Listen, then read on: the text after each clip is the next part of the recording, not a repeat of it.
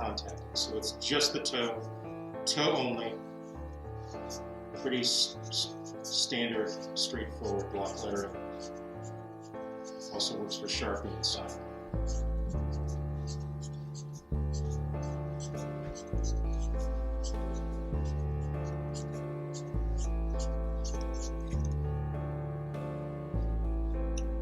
Okay.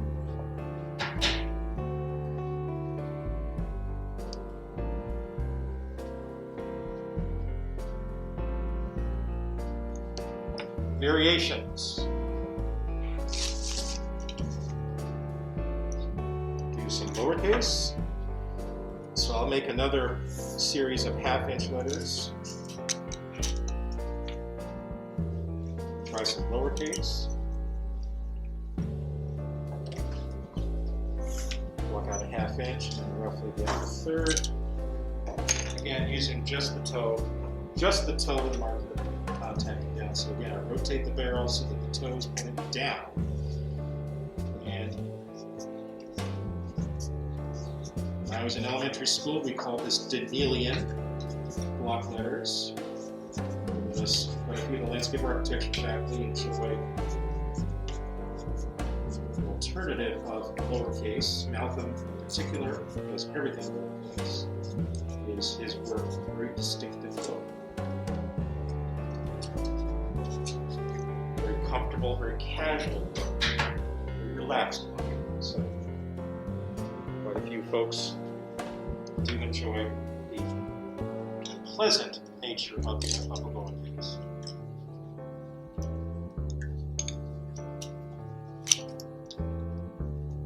I'll do another set of 2-inch letters, and I'll show a little bit of calligraphy.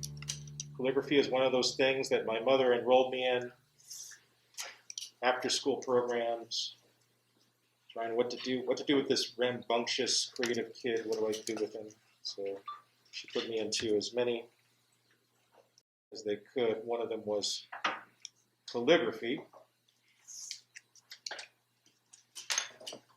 I'll try some calligraphy letters. You can see in the example on the lower, we're actually going to hold the marker head a little bit differently. So instead of the toe pointing directly up, we're going to angle it so that it is angled at 45 degrees to perpendicular. So hold the marker head either pointing to the lower left or pointing to the upper right. And then we can do a sweep up,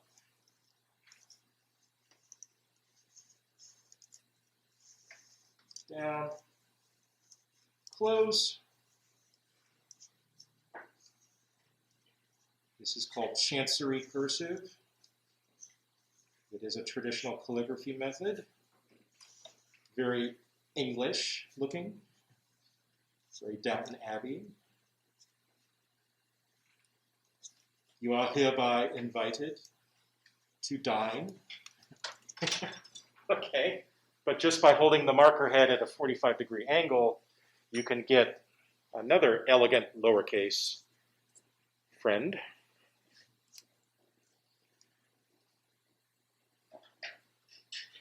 So, it works for 1-inch lettering, 2-inch lettering.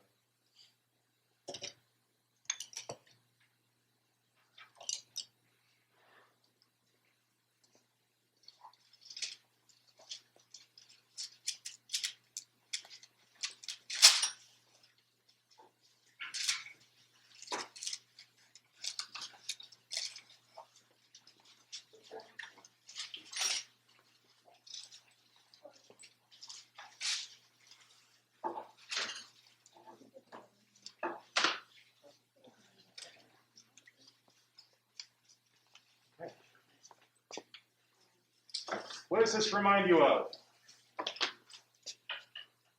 Same process that we did with building the diagrammatic elements, right? Very similar process to this, right? Same thought process, same hierarchy of line process, same structure process. So we're building letters just like we built the diagrammatic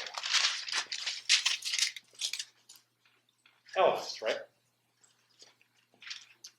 So I will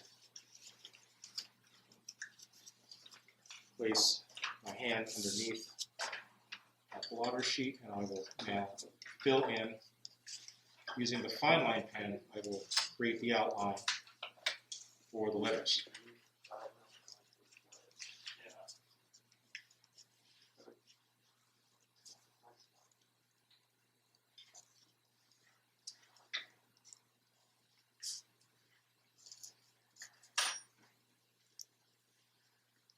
Before the computer, when we lettered titles on our drawings and presentation boards, this was considered a way of quickly creating titles, creating signs.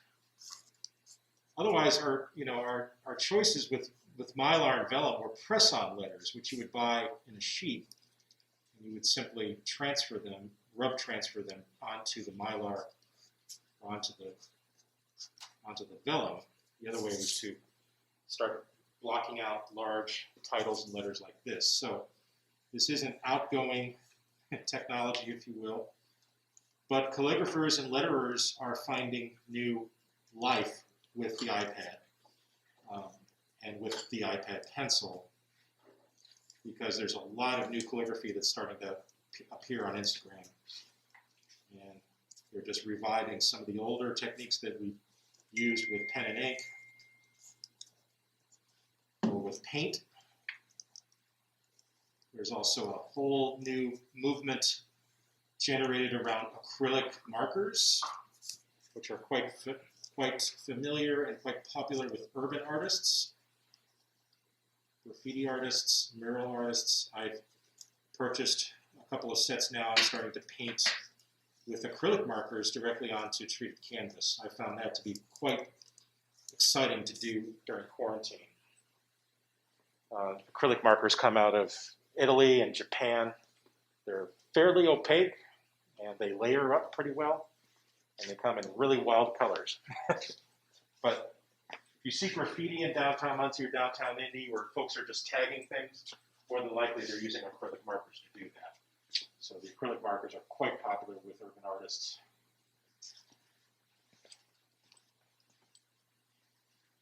Urban art and many of the great graffiti murals that are here in Muncie, otherwise they're basically all, a lot of them are based on lettering.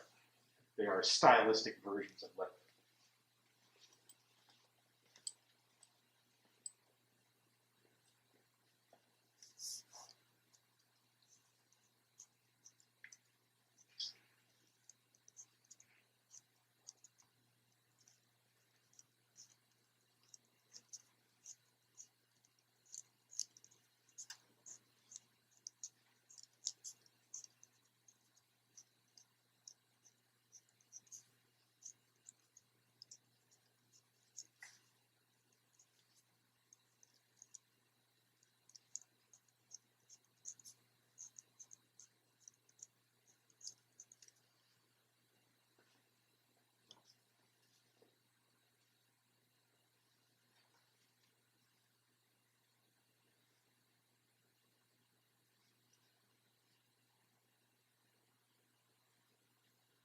KEXP, an affiliate of the University of Washington.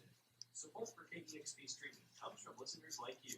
Consider joining the thousands of people who make independent radio like KEXP available to the community. Details on how you can join our Amplifiers Club and make a difference today at kexp.org. Music matters. Join KEXP for International Clash Day 2021. Observed all day long, Friday, February 5th. We'll be playing the Clash, of course, but also diving into the band's influences, as well as some of the amazing music being made all around the world that shares their ethos as a band. As Joe Strummer said, we're anti-fascist, we're anti-violence, we're anti-racist, we're pro-creative, we're against ignorance. It's International Clash Day, Friday, February 5th, 5 a.m. to 7 p.m. Pacific on 90.3 KEXP, KEXP.org, and KEXP app.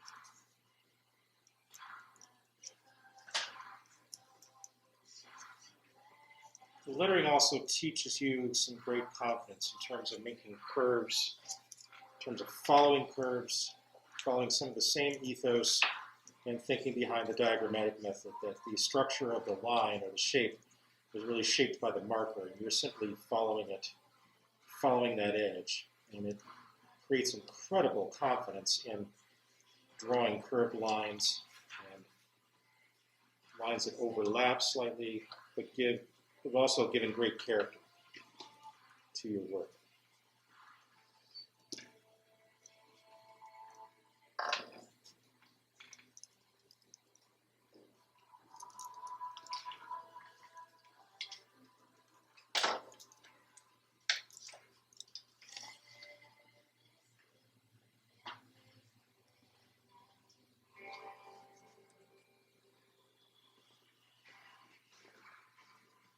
This song has a cover. Who recorded the original?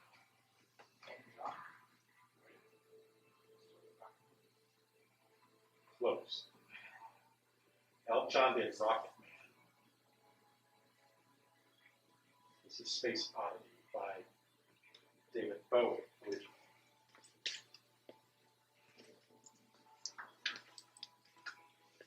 Same generation.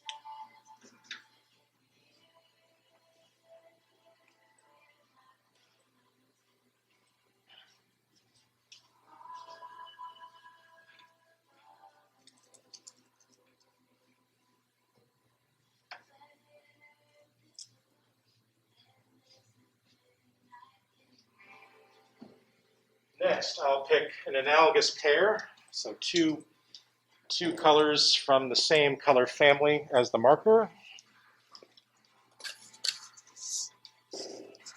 And I'll start accenting the upper and the lower.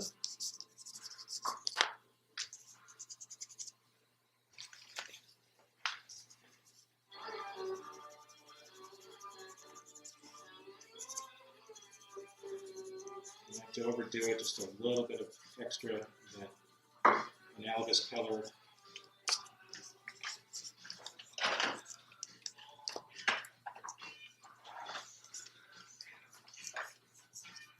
Notice I have them sharpened so that I can basically almost hold the pencil almost parallel to the paper. That gives that whole side. You can lay in a lot of color quick.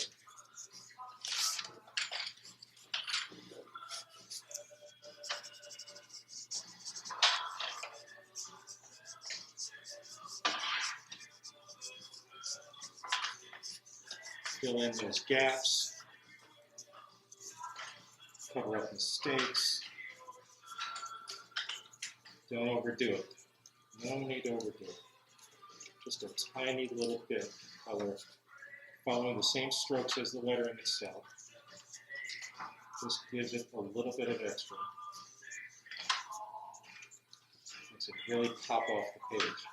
I picked possibly the worst pea soup green ever for this, but I'm rescuing it by a little bit of extra Kelly green there. So now it looks a little bit more Irish for our friends up in South Bend.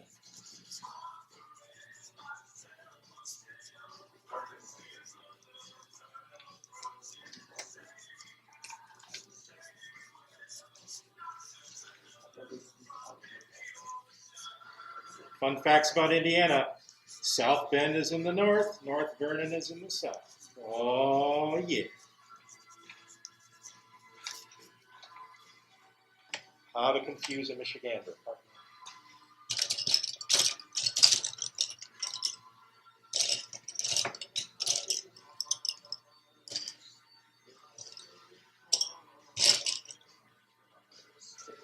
Now I'll pick another color for some background. I can actually layer that in.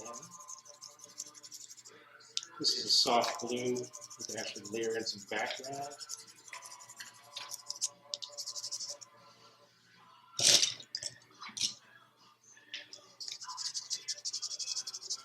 Get confident about layering color over the marker. It kind of works. Blue is adjacent to green, so it's not bad at all. You can layer it right over. Does not matter.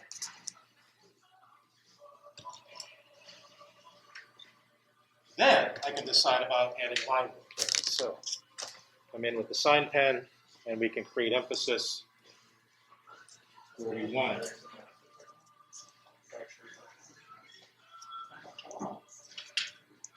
And letters can actually start to join to form large compound shapes. Different folks have different ideas and thoughts about this. There's no wrong way, I don't think. But these letters could very well start to join together into creating a compound shape or a compound area.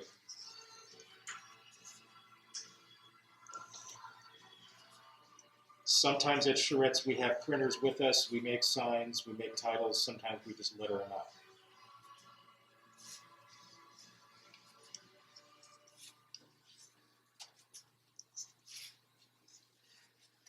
Well, the times that we lugged a 200-pound printer to a charrette certainly was the heaviest part of our luggage. And then in Italy, we were working for a month in Italy, and they didn't have printers at all. They're like, what? What do you want that for? So we had to really improvise and basically hand letter everything.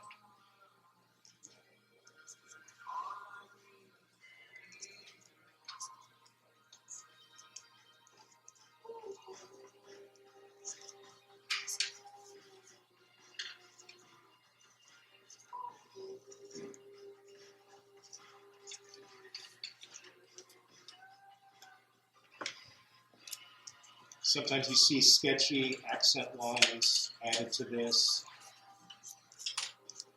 Sometimes people had dots. I don't know. Use your judgment on that, how far you want to take that. It just completes the look.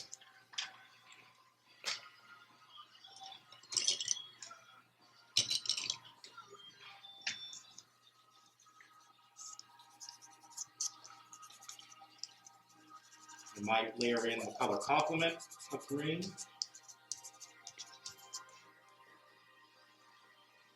And then it starts to take on the look of urban art, right? That's really where it's starting to become similar to a graffiti artist, right? They're starting to use color complements and additional stylistic things.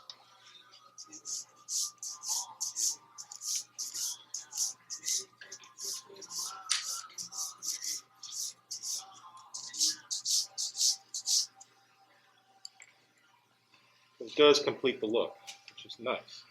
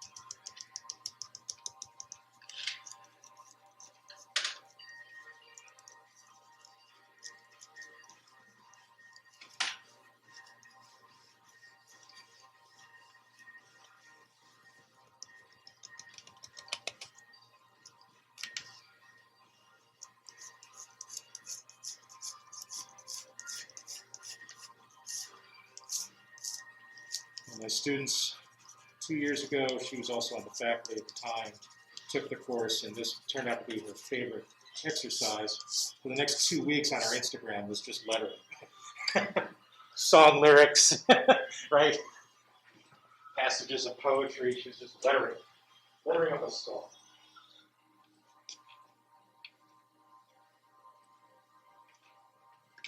What do you think?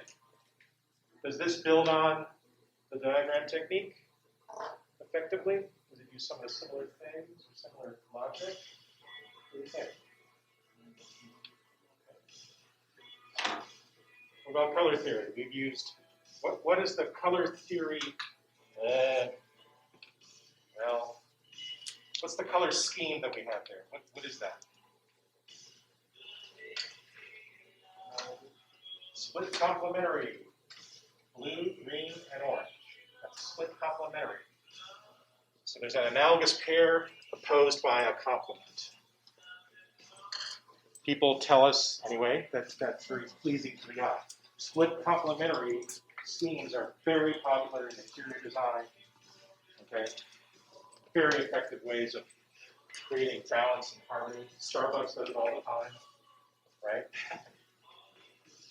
Panera Bread music does that all the time. You have an interior of mostly oranges and yellows and browns, and then you put a cobalt blue light fixture in the middle of it. Split complementary is a very popular color group.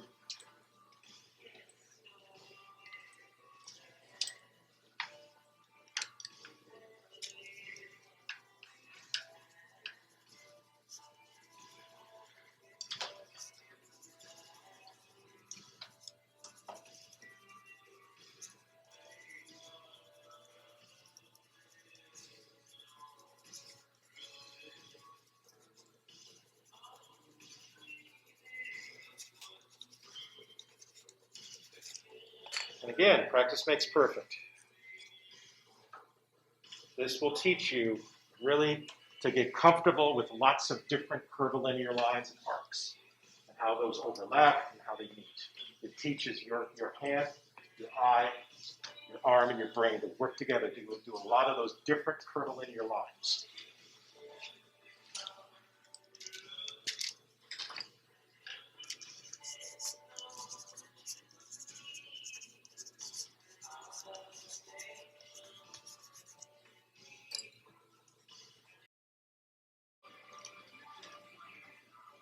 Just use some 2-inch lettering for this.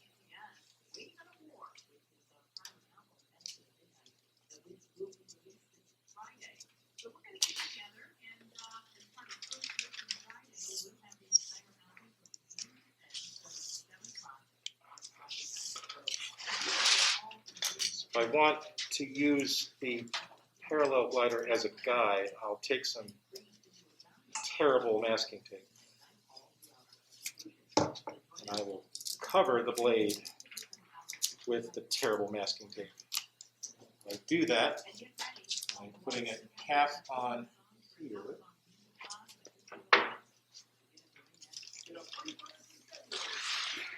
And folding it, turning the blade over, and then folding it down like that. I can actually get the terrible masking tape there conveniently on the blade. Now I can use markers against that without mucking up my expensive parallel glider. These cost like $20, so I want to protect my investment.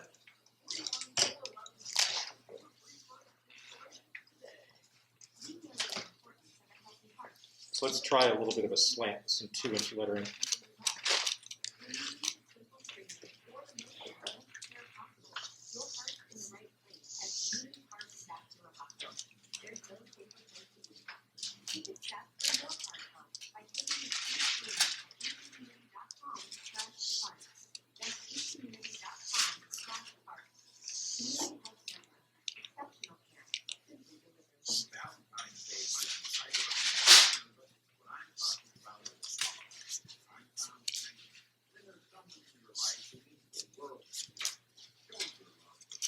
Okay, uniform, fairly uniform slant.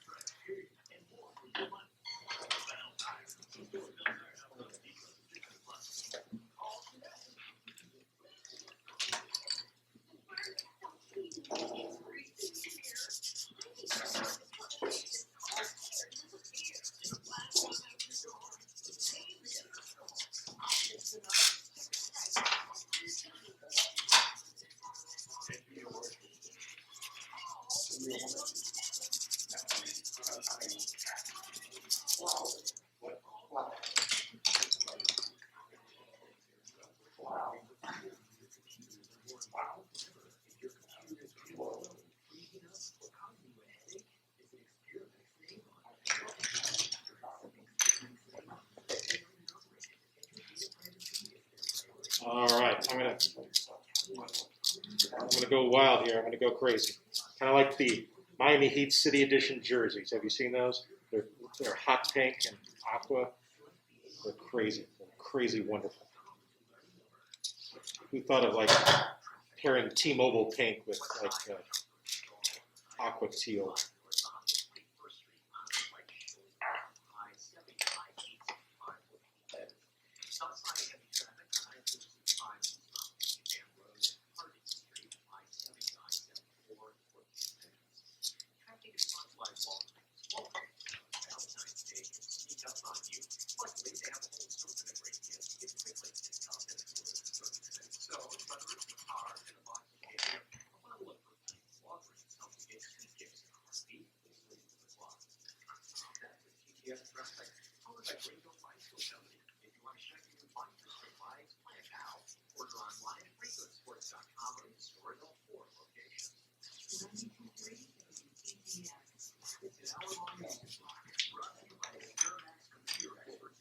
All right, so there's a uniform slant. So some variations to consider, well, depending on how you handle the marker and what direction it's pointing. So our traditional architectural block letters, the toe of the marker points up. For calligraphy style, the marker is at a 45-degree angle.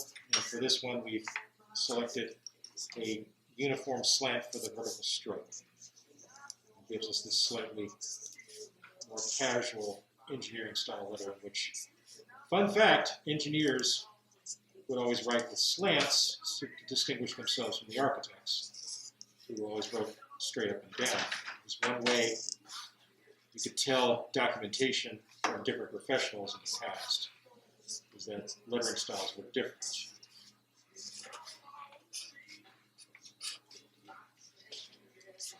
Now today, engineers would say, what's hand lettering? What's that? Never heard of it.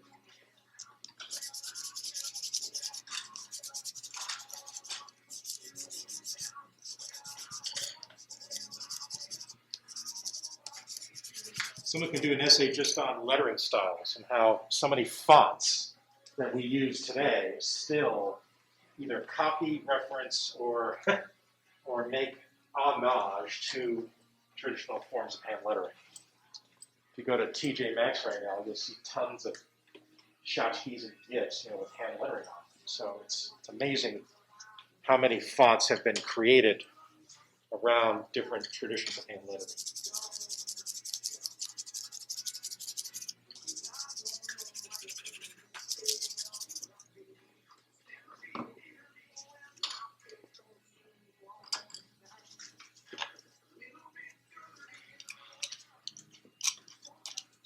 I'm going to do a little bit more half-inch lettering. I'll just practice that with the sign pen.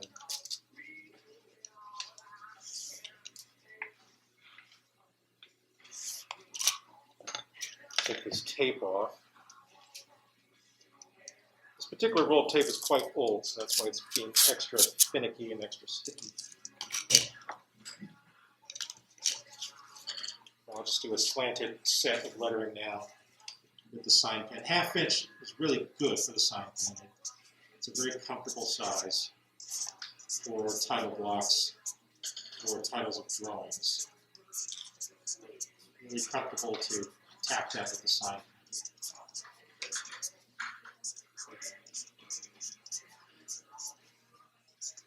And I know a couple of illustrators that just enjoy the slightly slanted letter set. It really suits them. Gives it a more relaxed look. So you find what works for you and do that.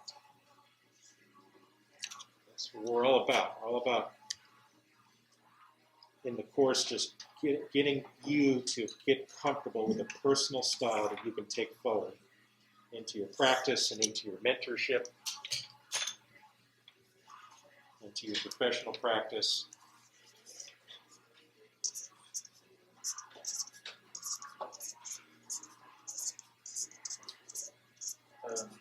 Yes.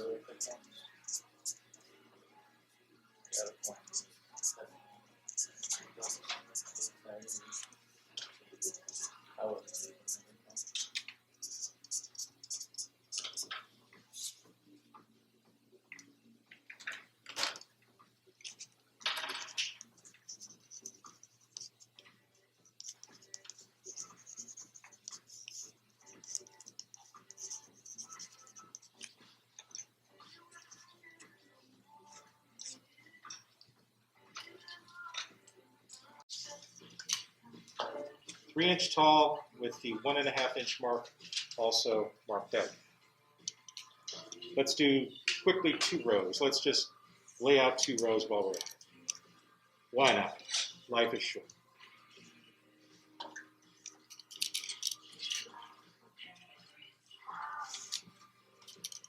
Flip over, pour a little water, we can push it down.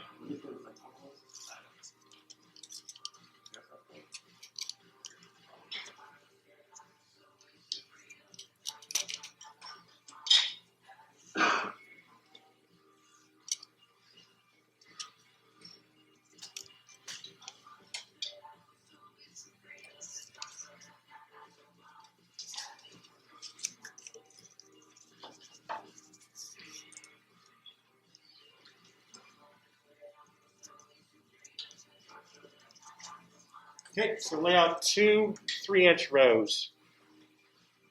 I've decided to switch to my red pencil. It doesn't smear as much. You can see I'm using a pencil extender. So when your Prismas get really baby size, you can get pencil extenders. This one happens to have a pencil sharpener built into it. It's designed and marketed towards golf professionals. This is how you sharpen your golf pencil, apparently, on the course. But it works for me too. Also comes with a pen clip. Kind of a fun add-on to your art set.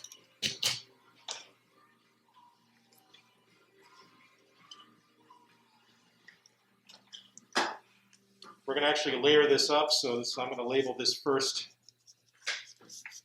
as a first overlay. So we are going to layer up,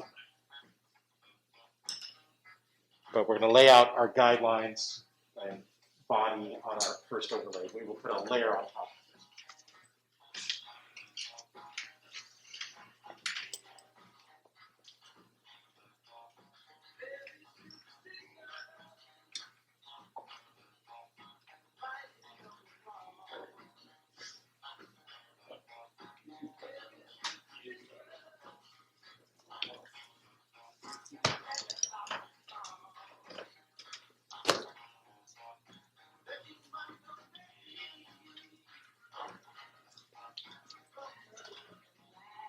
Brent, did we do this at 261? Did something Something similar. like it. I think we did more of like a perspective or like Yeah. one small. All right, everybody got that? Close to it? Okay. All right, we ready?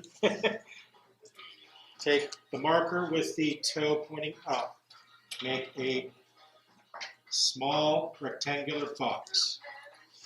There. Just one nice rectangular box. You can see it on a reference image and here. Just a rectangular box with the toe of the marker pointing up.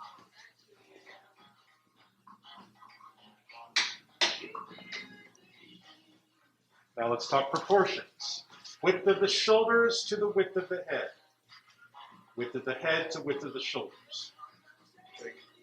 1 to 3 relationship.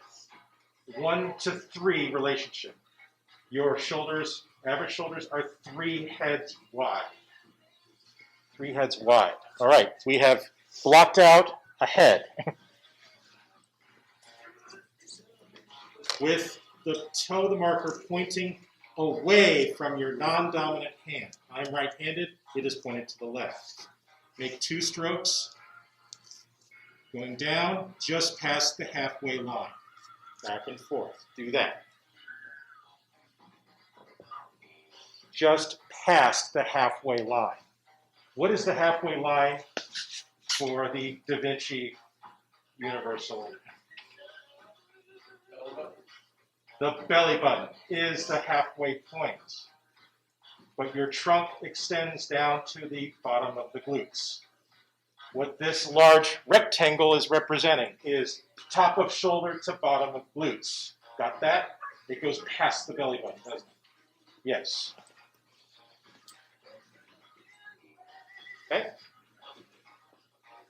Comfortable? 1 to 3 relationship, head to shoulders. Trunk of the body goes from just past the halfway line.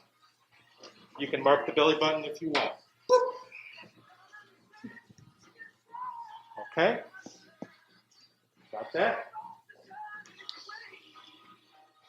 Okay. Where do the arms fall?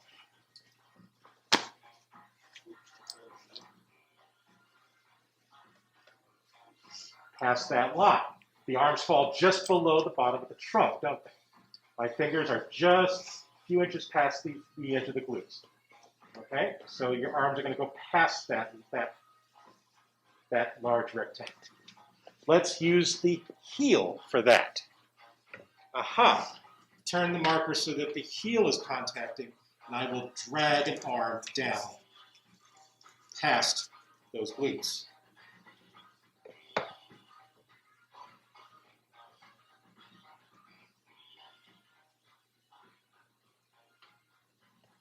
Same for the legs. Use the heel of the marker. And I will drag now the 2 legs down, like so. You can finish off the feet however you wish. And you're like, that's a terrible gap. Yes, it is, but we will take care of that. We'll fill that in. Not a problem.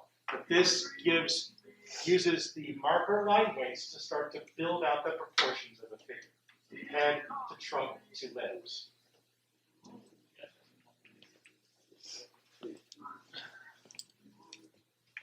Then do it again.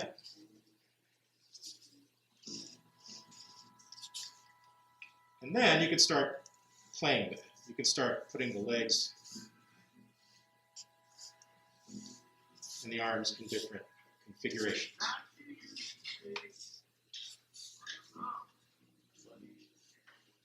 Maybe they're doing yoga.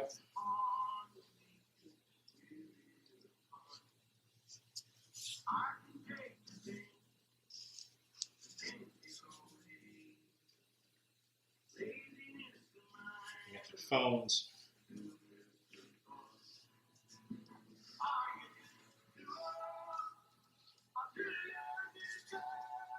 These are 6-foot individuals. We can do slightly shorter ones. As long as we have a 6-foot reference, I can go a little bit shorter. We can build from that, of course, but I like that. I like this 3-inch, 6-foot tall individual. So we're drawing at ½ inch equals a foot speed, which is really good for detailed sections, detailed elevations. Get a good collection of individuals there around that 6-foot line. A couple that are shorter too.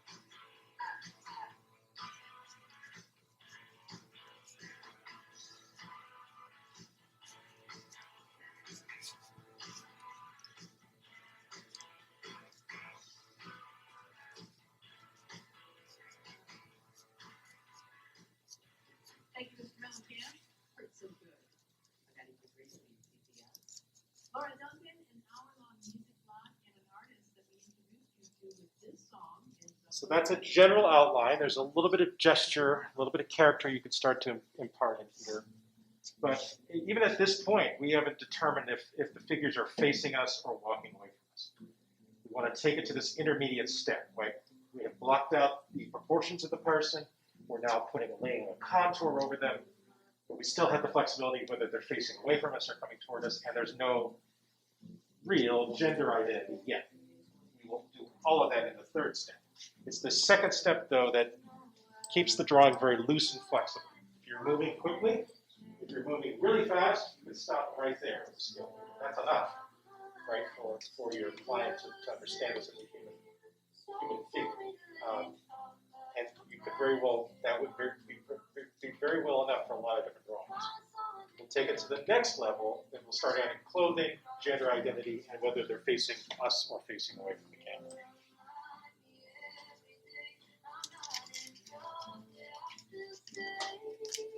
So this second step on the second overlay is basically just a loose contour outline of the human figure. Now we can get more specific, as specific as we want. But I don't like to take it too far. Basically, a collar line, a belt line, and maybe an accessory is usually enough. Bag, a phone, that sort of thing, a hat. Really, that's as far as we need to go. That's enough. And that's really starting to establish some character to it already. I'll put a cap on this one, some sunglasses. Maybe this person is facing away. Start to add sleeves, belt line, trousers. Now I've established that they're walking away. I can add hair for long-haired individuals.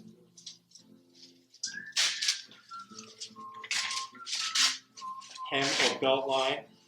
Maybe they're wearing shorts, and again, establish that they're walking away. It's with this third step that you can really start to add the gestures of clothing, accessories, and direction and gender identity.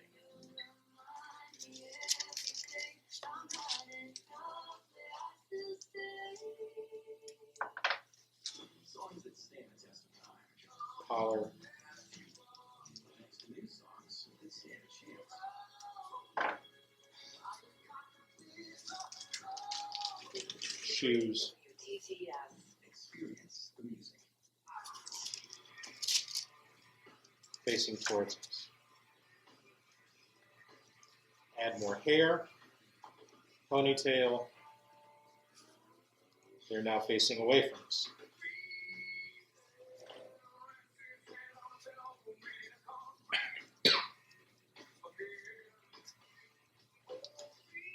Bag, shoulder strap. Now they're carrying a case, facing away. So it's these choices that you can make in this third step. Are they facing away or towards us? Are there loose identifiable clothing or accessories that can add character? Is there a gender identity we want to establish on the figure?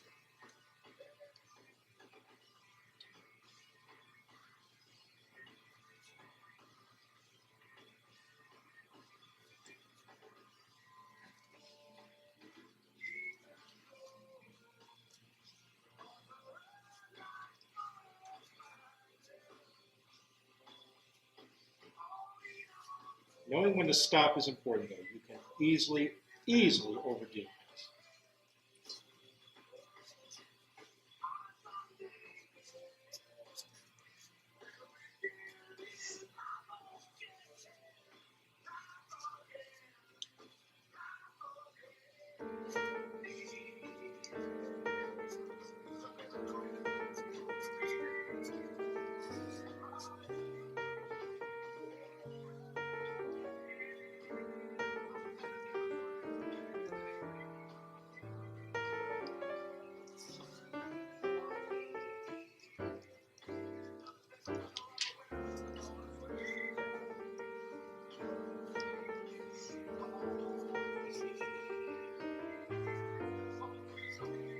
Keep it loose, and you can find that you can make a lot of interesting characters. representing different ethnicities, different walks of life, different populations.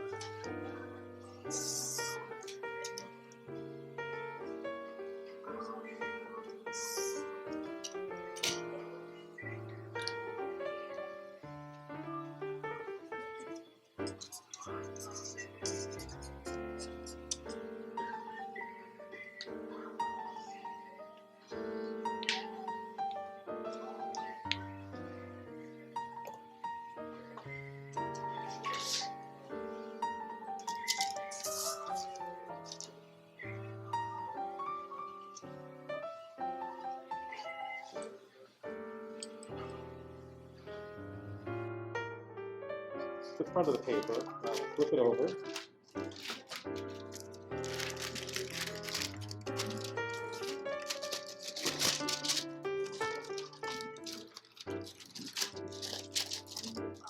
I'll flip that over, and I'll label back, just to remind us